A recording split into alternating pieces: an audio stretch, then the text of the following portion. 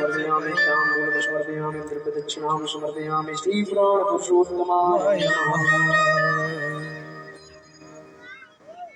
धूपं दीपं दर्शयामि रस्तो प्रक्षालयेत्।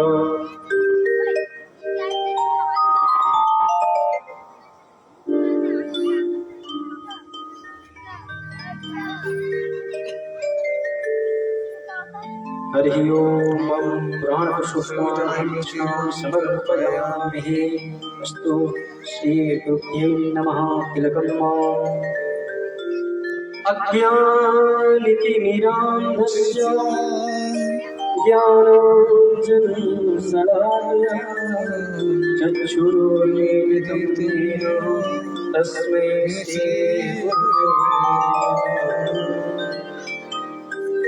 यं प्रव्रजन्तमनुपेतमपेतकृत्यं द्वैपायनो विनयगातरया जुहाव पुत्रेति तन्मयतया सर्वो विरेणुः तं सर्वभूतहृदयं महिमानतोऽस्मि।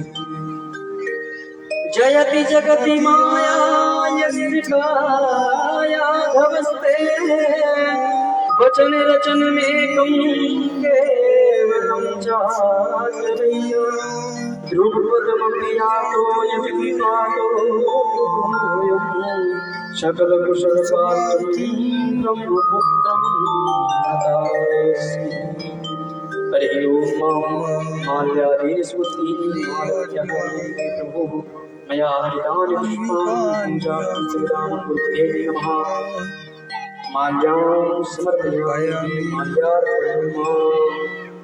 अथ नमस्कारं करोमि सर्वत्रार्थेत।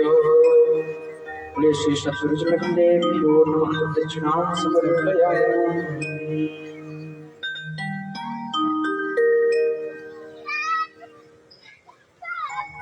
बोले श्री सद्गुरुदेव भगवान की जय। सभी लोग अपने स्थान पर खड़े हो जाए। आरती के लिए गुरुर्ब्रह्मा गुरुर्विष्णु गुरुर्देवो महेश्वर गुरुर्साक्षात् परब्रह्म तस्मै श्री गुरुवे नमः।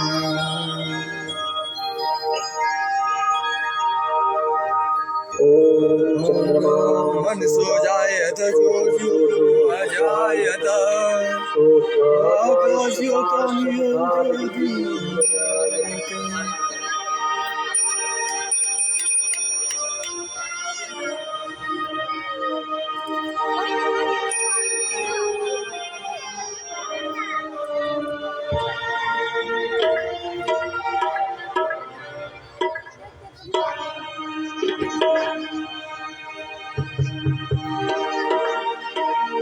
श्री भागवत भगवान की आरती।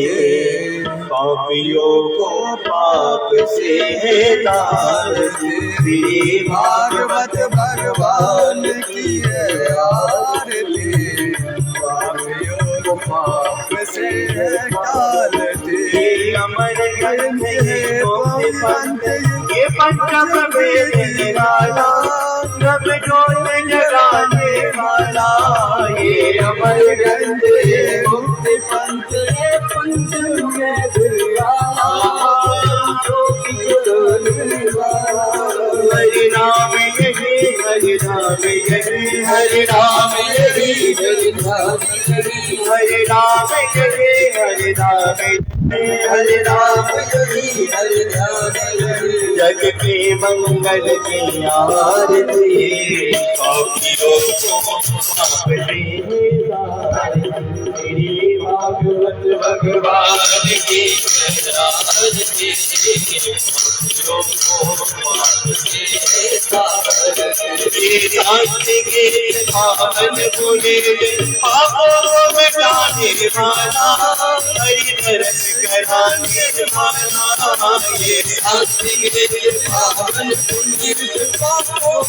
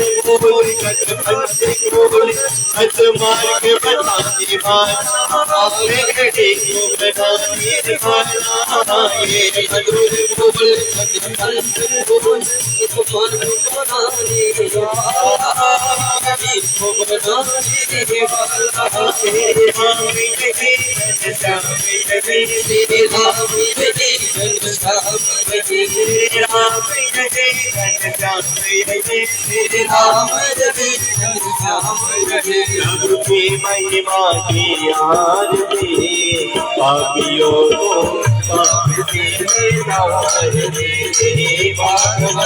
भगवान के पापियों को पाप से सर्वोनिमानम कर्मावतारम सर्वाधारम मुनिर्विहारम सदा वदन्तं विद्यार्थे त्वमेव माता सदा त्वमेव त्वमेव बन्धो सदा त्वमेव त्वमेव विद्याधरं त्वमेव त्वमेव सर्वं मम देवते हरे कृष्ण कृष्ण कृष्ण हरे राधे हरे राम राम राम हरे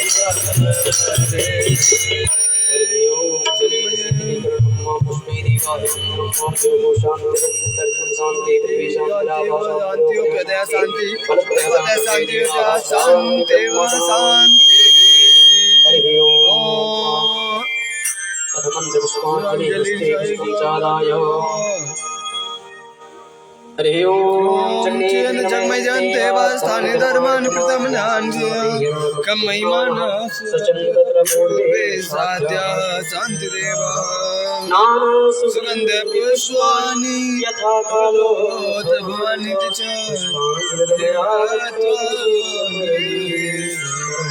चलो नाते अपराध जे जग के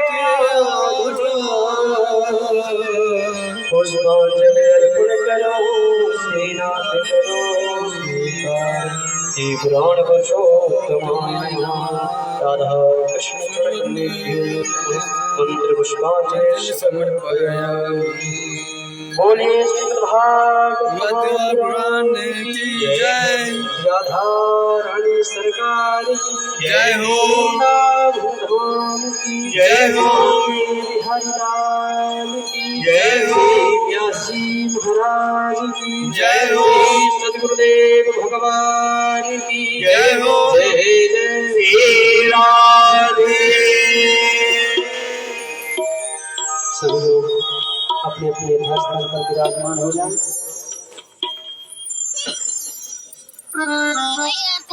आरती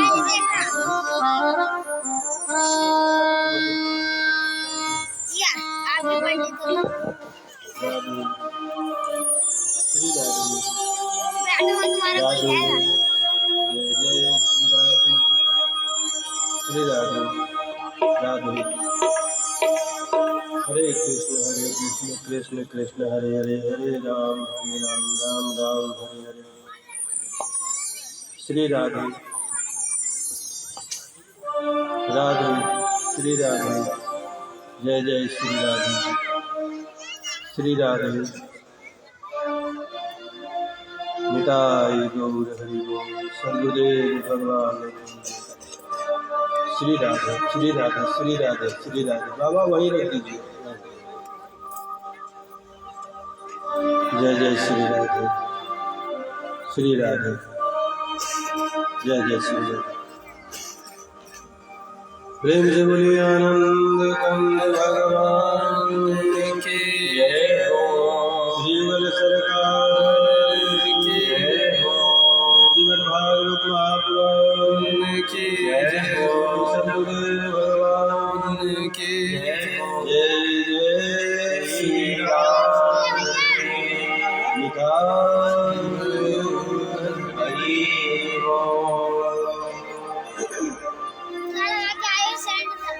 गुरुर्ब्रह्मा गुरुर्विष्णु गुरुर्देवो महेश्वरः गुरु साक्षात् परब्रह्म तस्मै श्री गुरवे नमः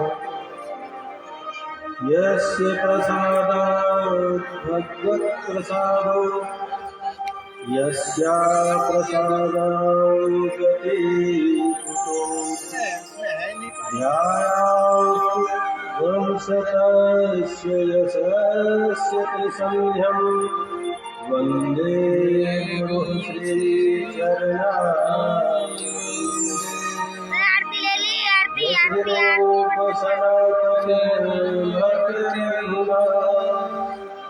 श्री जीव गोपाल भगदास इच्छे गोसाई करे जहाँ तेरी कलश अभीष्ट भक्त भक्ति भगवंत गुरु चतुर नाम गपुए इनके पद वंदन किए नासे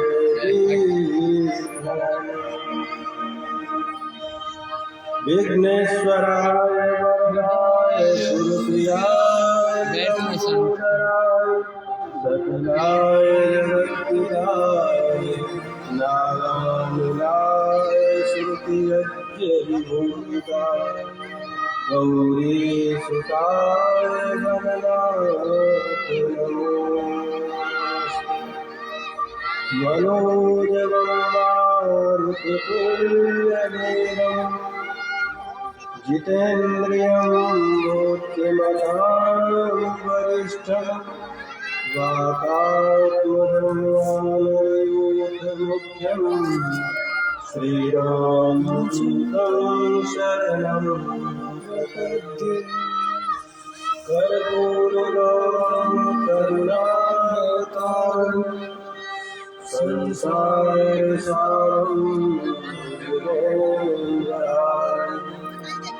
सदा वसन्तं हृदयारविन्दे भवामि सहितं नमामि नारायणं नमस्कृत्य नरं चैव नरोत्तमं देवीं सरस्वती व्यासं ततो जयमुदीरये चप्पल इनके वहाँ गए सच्चिदानन्दरूपाय विश्वव्याय विहेरवे तापत्रयविनाशाय श्रीकृष्णाय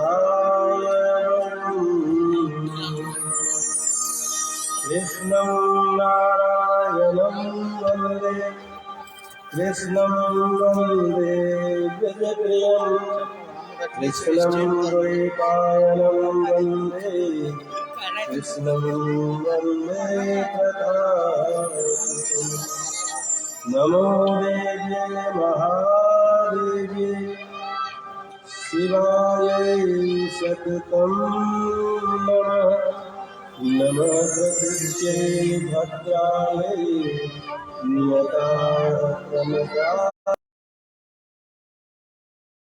की जय श्री राधे सरकार की जय भक्तों भगवान की जय श्रीमद् भागवत महापुराण की जय व्यासदेव भगवान की जय सुखदेव महाराज की जय परीक्षित महाराज की जय भक्तों भगवान की जय जय श्री राधे जय जय श्री राधे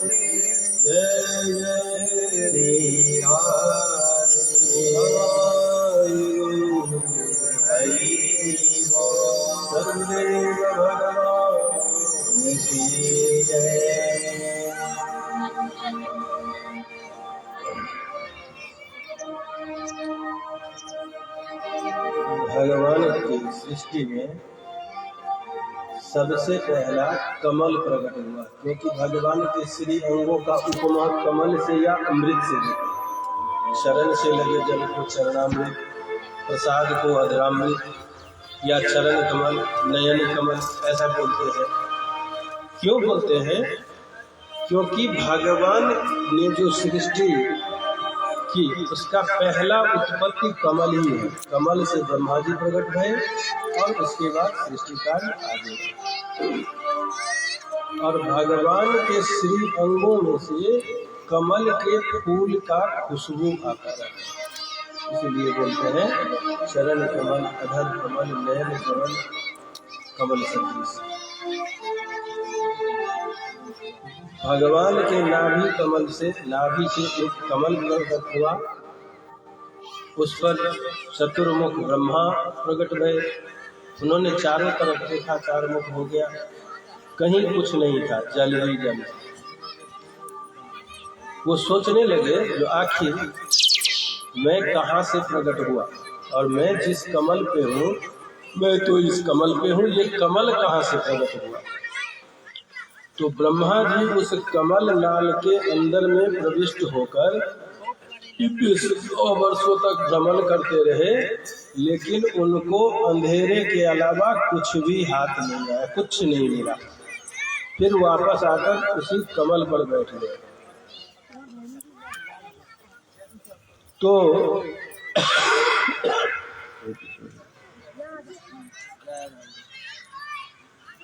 आकाशवाणी भई तप तप तप शब्द, त और पस, उल्मा 21वां वर्ण, त और प, तप। ब्रह्मा जी ने जब तप किया तो भगवान के वैकुंठ का उन लोगों को दर्शन मिला। दर्शन होने के बाद प्रभु ने कहा जो आप सृष्टि कार्य प्रारंभ कीजिए। उन्होंने कहा जो प्रभु इस माया रूपी सृष्टि में कहीं मैं ही न मोहित हो जाऊं। भगवान बोले मेरे कृपा से आपके ऊपर माया का, और ब्रह्मा मोहित हो ही जाते हैं। लीला में आगे आता है, आएगा जो गोप ग्वाल वालों का जब उन्होंने हरण किया तो मोहित हो गए, तभी तो हरण किया, नहीं समझ सके भगवान को। लेकिन भगवान ने कहा कीजिए। ब्रह्मा जी ने अनेकों प्रकार की सृष्टि की, लेकिन जब सृष्टि कार्य आगे नहीं बढ़ा, उन्होंने अनिषिद्ध कामासक्त शरीर से 2 भाग बाएं से स्त्री स्वरूप में शत्रुपा और दाएं से मनु, इनको प्रकट किया और कहा आप। उन्होंने कहा पिता मेरे लिए क्या आदेश है? उन्होंने कहा सृष्टि कार्य करो, मैथिली सृष्टि, जिससे हम लोगों का भी उद्भव हुआ है, हम लोग भी उसी सृष्टि में हैं। मूल सृष्टि मनु और शत्रुपा से ही मानवीय सृष्टि शुरू हुआ। और बोला सृष्टि कार्य करो, तो उन्होंने कहा जो प्रजा के रहने के लिए जगह नहीं है। पृथ्वी पाताल को चली गई थी, नाक ले गया था। तो ब्रह्मा जी जब विचार करने लगे, उसी समय अंगुष्ठ आकार का एक बराह शरीर उनके नासिका छिद्र से प्रकट हुआ, और वो देखते देखते बहुत विशाल हो गया, बहुत भयंकर हो गया। गुरगुर शब्द का गर्जना कर लिया। सब समझ गए जो ये भगवान ने ही लीला शरीर धारण किया है। एक बात बताना चाहता हूँ, आप लोग इसको ध्यान से देखिए। जो भगवान जलचरों के लिए मत्स्य रूप धारण किया, जो उनको ऐसा लगे भगवान मेरे हैं। पक्षियों में गरुड़ रूप हंस रूप धारण किया, तो उनको लगे प्रभु मेरे हैं।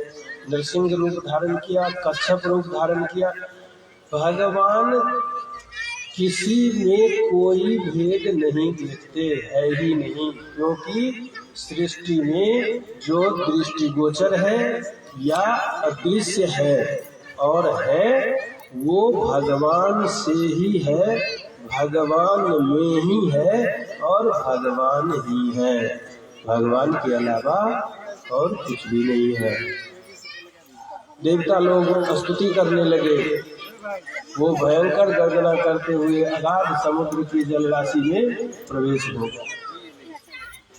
मैंने अपने सदगुरुदेव भगवान से इस प्रसंग में एक बार पूछा था, जो महाराज जी, भगवान जब सारे जल जीव में है तो ये सूकर रूप ही क्यों धारण किया उन्होंने? कोई और रूप भी तो धारण कर सकते थे। तो महाराज जी ने इसका समाधान दिया था, जो उसमें सूंघने की शक्ति बहुत है सूकर में, और धरती में गंध है, और अगाध जल राशि में धरती छुपी हुई थी, खोई हुई थी, गुम थी। तो उस सूंघने के शक्ति के द्वारा धरती तक पहुंचना आसान होता, इसीलिए प्रभु ने उस शरीर को धारण किया। देखिए होता क्या है, कथा में मैंने महाराज जी को एक बार बोला, महाराज जी कई प्रसंग में बोलता था, ये तो भागवत जी में नहीं है। बोले अरे भागवत जी में जो नहीं है, जो है वो तो कोई भी पढ़ लेगा, कोई भी देख लेगा, नहीं है वो हर जगह से आना चाहिए। उसके बाद तो यही छोटी छोटी बातें जो है, कथा तो बहुत सुनते हैं, लेकिन सार का मतलब क्या होता है? दूध है, लेकिन दूध का सार घी है। अगर आप पूरी बना रहे हैं घी में और घी खत्म हो गया, और कोई बोले दूध में तो घी है ही, दूध से ही तो घी बना है, 2 लीटर दूध डाल दो, पूरी बना लो, बनेगा? नहीं बनेगा। एक क्रिया के द्वारा दूध से मक्खन को निकाला जाता है, फिर उससे घी को तैयार किया जाता है। ऐसे ही भगवान हर जड़ जीव चैतन्य, जड़ जीव में सब में है, लेकिन गुरुदेव के द्वारा बताए गए विधि से प्रकट करना पड़ता है। वो आपके भीतर, जिसको हम बाहर की दुनिया में टीवी बच्चे में ढूंढते हैं ना, वहाँ नहीं मिलते। वो तो समग्र दृष्टि अगर हो जाए, जो जड़ जीव चैतन्य सब में भगवान को देखने लगे। विठलनाथ जी कुत्ते के मुंह में दर्शन कर लिया था उन्होंने। बाजरे की रोटी बनाया संत ने और रखा, घी लेने गए तो बाजरा का रोटी खराब होता है, हार्ड होता है। तो कुत्ता आया, पूरे रोटी को उठाया और चलता बना, और संत भगवान पीछे पीछे घी का कटोरा लेकर चल रहे थे और कह रहे थे, प्रभु आपके ही लिए बनाया, पाने से पहले घी तो लगा लेने दो, ये गले में अटक जाएगा। कुत्ते ने रोटी छोड़ा, मुख को खोला तो उसमें भगवान प्रकट हो गए। अगर ऐसी दृष्टि हो जाए, ये असंभव है, ये तो भक्ति के पराकाष्ठा का चीज है। सब में भगवान को देखना। रामानुजाचार्य जी लक्ष्मण जी के अवतार हैं, तो उनके दामाद थे, उन्होंने दीक्षा लिया अपने ससुर से। तो गुरुदेव ने कहा सब में इष्ट को देखना, भगवान को देखना। तो उन्होंने कहा ये तो असंभव है। तो बोले सबको गुरु की तरह समझना, बोले ये भी असंभव है। तो बोले सबको भाई की तरह समझना, बोले हाँ ये संभव है। अब वो सबको भाई की तरह समझने लगे। तो एक दिन उनकी पत्नी नदी में जल लेने गई, तो किसी वैष्णव का मरा हुआ शरीर सब बहकर आ गया था, जो वहां किनारे लग गया था। तो उनकी सहेलियों ने कहा, जो तेरा जो आदमी है वो तो कहता है जो भी वैष्णव है वो हमारा भाई है, तो या तो ये तेरा जेठ होगा या देवर होगा, तो अपने भाई अपने पति को बोल इसका संस्कार करे। वो बहुत उदास हो गई, आई अपने पति को बोली, जो देखिए वो सहेलियां जो मेरी हैं वो मजाक उड़ा रही हैं, और वैष्णव का शरीर वहां लगा हुआ है। वो खूब ढोल बाजे के साथ गए, उस सबको वहां से निकाला, दाह संस्कार किया और पूरे गांव को निमंत्रण किया। निमंत्रण तो सबने मान लिया, लेकिन प्रसाद पाने कोई नहीं आया।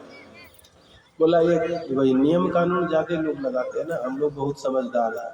कहने लगा ये न इसका रिश्तेदार है, न इसका कोई संबंधी है, तो ये कौन है, कहाँ से आया, हम लोग क्यों खाएं। तो अपने गुरुदेव को जाकर उन्होंने कहा, जो आपने जो कहा मैंने तो वो किया। आपने कहा सभी को भाई के जैसा मानना, तो मैंने तो भाई की तरह मानकर कर्म किया, लेकिन गांव वालों ने निमंत्रण तो मान लिया, प्रसाद पाने नहीं आए। तो उन्होंने एक बार ऊपर को आसमान की तरफ देखा और कहा तुम जाओ वैकुंठ से भगवान के पार्षद प्रसाद पाने आएंगे। तो ब्राह्मण शरीर से ब्राह्मण स्वरूप में वैकुंठ से पार्षद आए प्रसाद पाने। तो गांव वाले जो देख रहे थे उन्होंने कहा पहले इनको जाने दो, इनको प्रसाद पाने दो, और जब ये वापस आएंगे ना तो बोलेंगे कि आपने जो प्रसाद पाया वो किसका प्रसाद था और जिसने भोज किया है इसका वो कौन लगता था।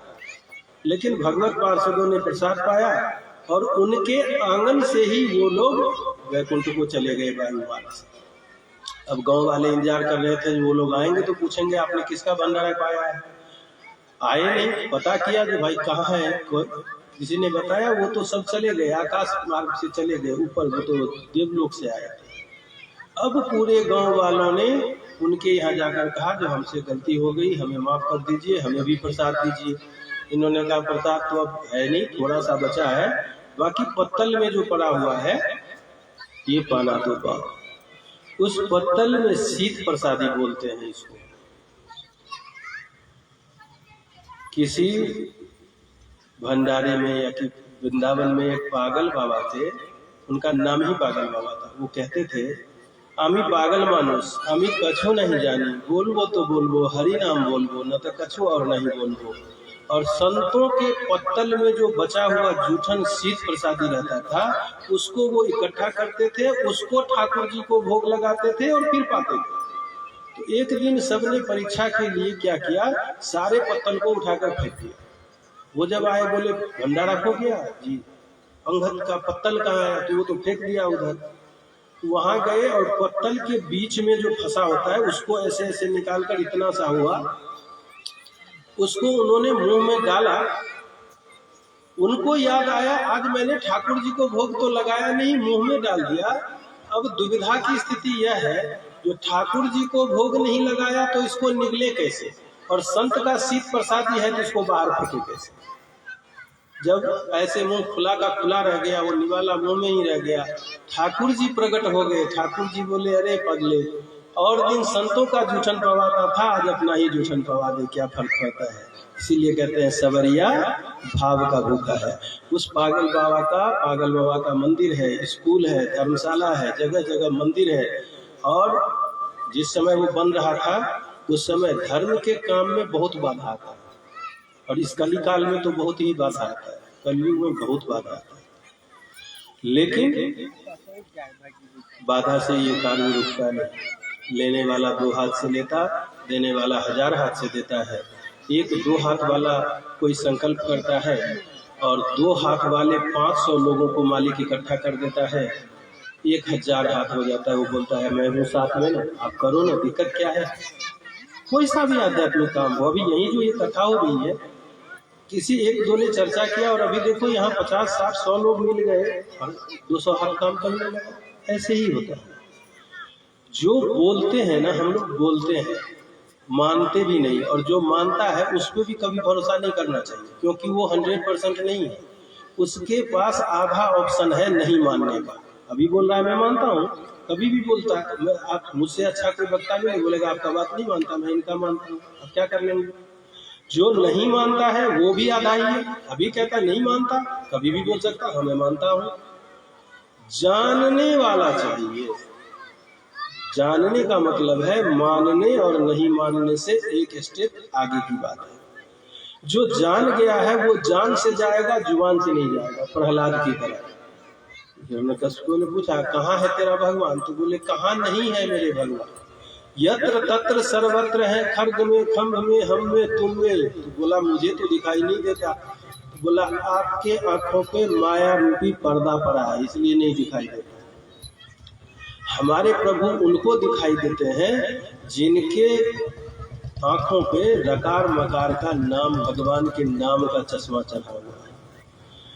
तो जिन जाने तिन देहि जनाई, जानत तुम ही होई जाए। जो जानता है वो तो उसी का हो जाता है, तो फिर जनाएगा कैसे। तो वो आपके जन्म जन्मांतर का पुण्य, आपके पूर्वजों का जन्म जन्मांतर का पुण्य जब एक साथ लॉटरी की तरह आपके जीवन में प्रारब्ध रूप में फलित होए तो सत्संग मिले, सत्संग से बुद्धि में विवेक जागृत हो, विवेक जागृत होने से भक्ति की तरफ रुचि हो, भक्ति से फिर तो भगवान की ही प्राप्ति हो जाती है। कहते हैं जब उन्होंने पृथ्वी को अपने ठुड्डी पे रखकर भगवान बड़ा भगवान लाने लगे तो हिरणाक्ष कहता है, अरे ये तो भगवान ने हम पाताल वासियों के लिए रखा है, तुम कहाँ ले जा रहे हो? मेरे होते हुए निर्बाध तुम इसे नहीं ले जा सकते। भगवान बोले जो इसे तो मैं ले ही जाऊंगा, क्योंकि जो सत्य संकल्प, सत्य घन, चित्त घन, आनंद घन हमारे प्रभु है। घनत्व का मतलब होता है इतना मात्रा जिसका माप भी न किया जाए। एक बार मैं अपने सदगुरुदेव भगवान को कथा सुना रहा था, उसमें एक प्रसंग में आया भगवान के शक्तियों का भगवान को भी नहीं मालूम। तो मुझे बहुत आश्चर्य लगा, मैं रुक गया। मैं बोला महाराज जी, अमेरिका कहते हैं वर्ल्ड में सबसे टॉप कंट्री है, उसको भी अपने स्ट्रेंथ का पता है। बड़े से बड़े कंपनी के मालिक को उसका सीए बताता है जो हमारा क्या स्ट्रेंथ है, क्या टर्नओवर है। तो भगवान के भी तो चित्रगुप्त हैं, उनको वो पूछ सकते हैं तो सत्ता कहाँ तक है।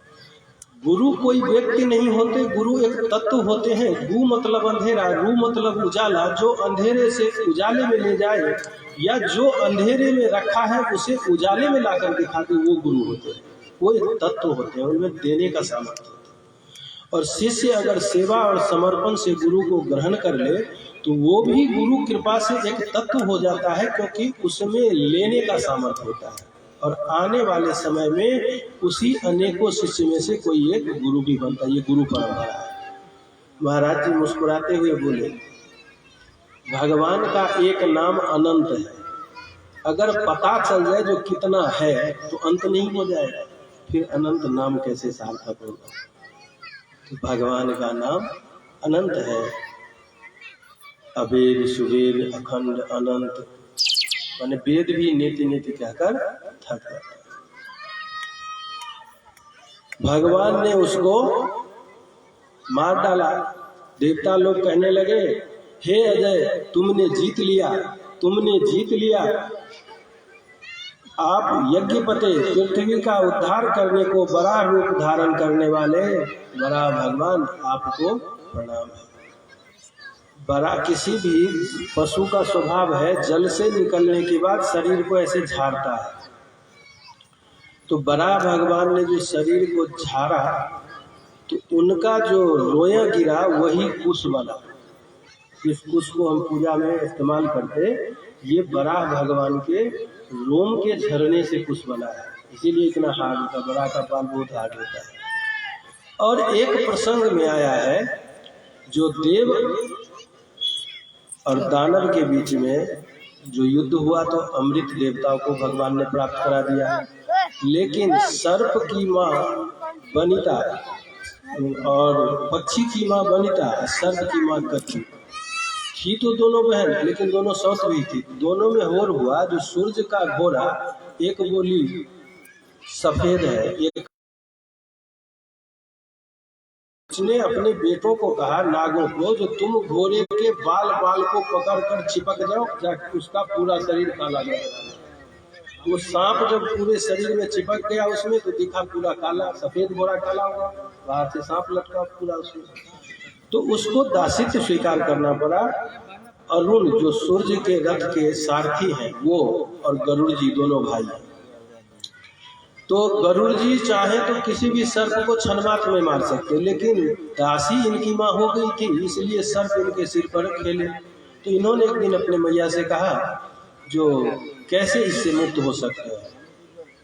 तो बोली, जो तुम पूछो, उसके माँ को पूछो।